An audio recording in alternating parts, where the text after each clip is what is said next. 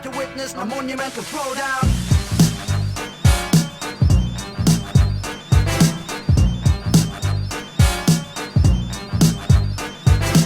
Yo, this is episode 60 of FPL Bros. Welcome everybody. How are you doing, Derek? I'm not bad, thank you. I'm not bad at all. Coming off a fairly good game week, so I'm all smiles. How about you? How are you doing? Yeah, I mean, things could have been better, but considering everything we've had to deal with in the last couple of weeks, I don't want to complain too much. And I'm still, yeah, it's not bad. It's not bad. It could have been worse. I had one or two people saving my game weeks, but we'll get into that shortly. So I'm just going to say right now, real quick, if you're listening on the YouTube version, please hit like and please hit subscribe. Really help us out, and it's not going to cost you anything. So, you know, if you're listening to us, just hit like. You know, you don't even have to like just hit like anyway. Like, but you will like the episode. So. You will like it. Okay then. You're all about to witness a monumental throwdown. So now we're going to start with our new streamlined, more efficient and slightly shorter episodes. So you get more bang for your buck with the pod. We'll just might as well move on to the first thing, which is looking at our past two game weeks. You were around. Yeah, I think looking at the game weeks is a good shout. Just from a glance, I did quite well last week. I got 62 points. I did go with Salah as captain, and I do regret it, as I should have got with Cancelo. I was really contemplating him, but in the end, I didn't do it. So got returns from Alonso, Tomiyasu, Cancelo obviously delivered, Trent, Jota, Smith Rowe and Lacazette. So I was pretty happy with my score.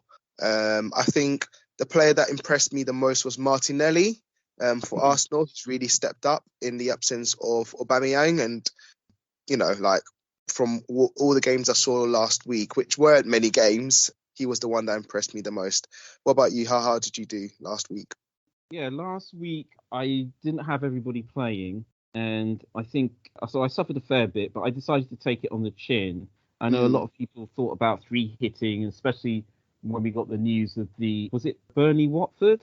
Very last, no, Burnley, but yeah, anyway. So, I didn't have a front line at all. And of course, Manquillo did nothing. But it was all right. And like many people, I thought, oh, maybe I should have captained Cancelo. But of course, everybody thinks that with the benefit of hindsight. So yeah, I finally got some points from Reece James, and Mason Mount didn't do an awful lot. Bernardo Silva didn't do an awful lot, but Emil Smith Rowe just keeps plugging away. I was absolutely screwing when I found out he started on the bench, but it doesn't seem to make a difference to him. No, it doesn't. One shot, one goal. So it was better than nothing. Yeah, and it was the same the week. He's one of those players where you hold him, and even if he doesn't start, he can still return. So it's actually worth having him in your starting lineup now. Pretty much. I mean, he's not massively expensive, and it's good that you can have somebody who's not massively expensive, because still good for points. I mean, just quickly, I want to talk about the week before, which was game week 17, where I managed 69 points -4. Is that the week that you got a just frankly jaw-dropping 88, didn't you? Yeah, that was the week. That's just mind-blowing. I'm a bit lucky, I think, with Foden being in my team and having a personal defender as well. You're all about to witness a monumental throwdown. But one thing I was going to bring up before we kind of go into player picks is there's a team who were part of the title race and they're slowly starting to fall behind. Do we think there are problems at Chelsea, or is it just a bit of an unlucky run? What are your thoughts? It's so difficult, isn't it? Because we've seen this before at Chelsea. Somebody has a great start, and then the magic all but disappears, and then, you know, before we know it, Abramovich has gotten tired of the guy, and he's moved on to his next pet. And I don't know, to be honest with you. I thought a big part of their slump. Consider this. I read somewhere that the amount of amount of shots on goal that Chelsea are allowing rose after Chilwell got injured.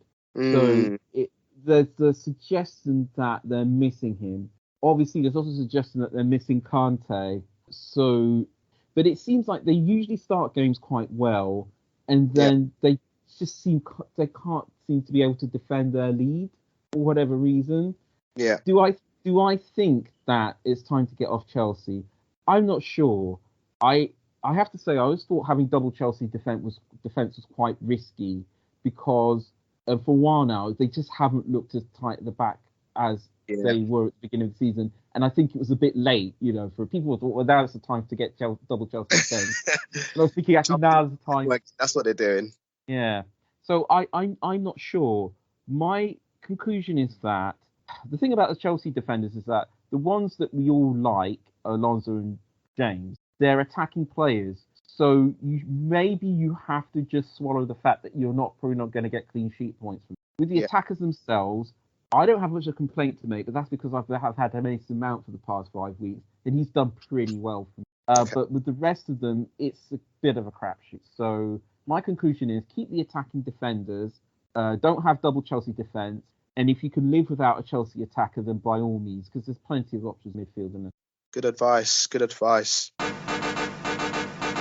You're all about to witness a monumental throwdown. Onto that, then, with Chelsea. So the advice you've just given, do you think Chelsea still have a chance of getting to the top of the Premier League by the end of the season? I know everyone's still got a shot, but do you realistically think City are going to drop points in order to let Chelsea come and take the lead, and obviously Liverpool dropping points as well?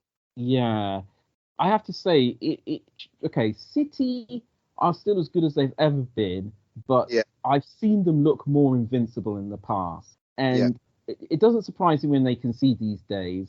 And I think there's more shock results involving City to come.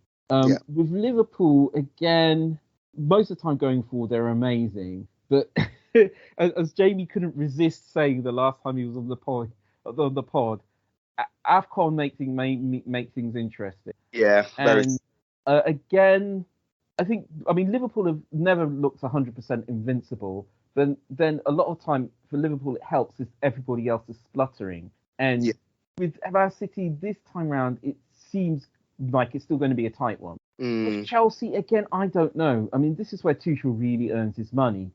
It was great when everything was going fine, but now things are not going fine. He's got to find a solution quick. And whether it's getting Lukaku firing again, or whether it's deciding on an attacking midfield that he likes, or whether it's smacking Alonso around the head and saying, you've got to start defending now, because that's why Chilwell took your place. He can't defend. It's too early to tell. Does Tuchel have it in him to turn it around? You know what? Purely based on his record, which is good but not great, I think he may have peaked. Interesting take. What was your thoughts on that? I do think Chelsea have now, I wouldn't say been figured out, but I think most teams know how they play attacking wise. Lukaku going off, it was working at first, but I don't think the youth can just keep driving wins. Like, they're good, but they're not that good. And I think some of the teams have been watching them, analysing their games, and now know how to defend against them. I think there's going to be a bit of a goal drought coming up for them. I don't think they won't manage to squeeze a win here or there, but I don't see them beating teams convincingly for the foreseeable in order to get to that point where, City are battering teams 7-0, 4-0 easily. Yeah.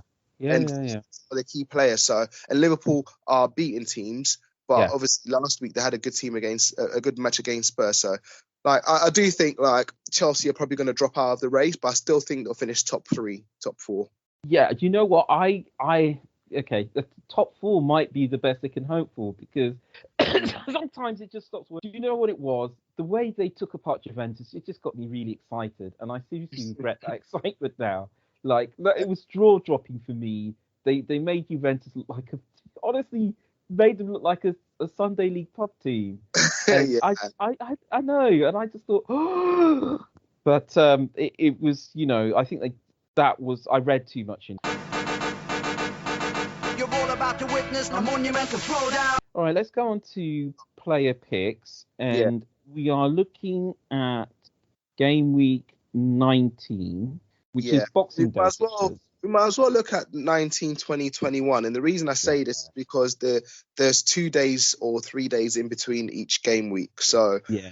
really and truly, if you're going to get a player, you might as well kind of try and think about some of the other two. I'm not saying we shouldn't, but we won't probably get to do another pod in between the holiday period. So You're absolutely right, for me, I'm going to try and think about all three. But obviously, the priority is 19. Yeah. Our first player. Before you start, Go first on. things first, this is the last week, by the way, that you can use your first wild card. So if you haven't used it, you might as well use it if if there's some pressing problems you need to deal with, and it will help. So if you still got your wild card out there and there's some real problems you need to deal with, like there's quite a few long-term injuries, then this is the last week to use it. Then it's gone, and then you've got the second half of the season wild card you've got from game week 20 to 38 to use. Okay, that's it. Yeah. All right. So my first player pick is going to be the guy I spoke about, who I said this impressed me, Martinelli. He's really changed the attacking play for Arsenal. Him, Saka, Smith Rowe, even Laka is putting in the work. They just seem like such an attacking threat right now. He's in great form.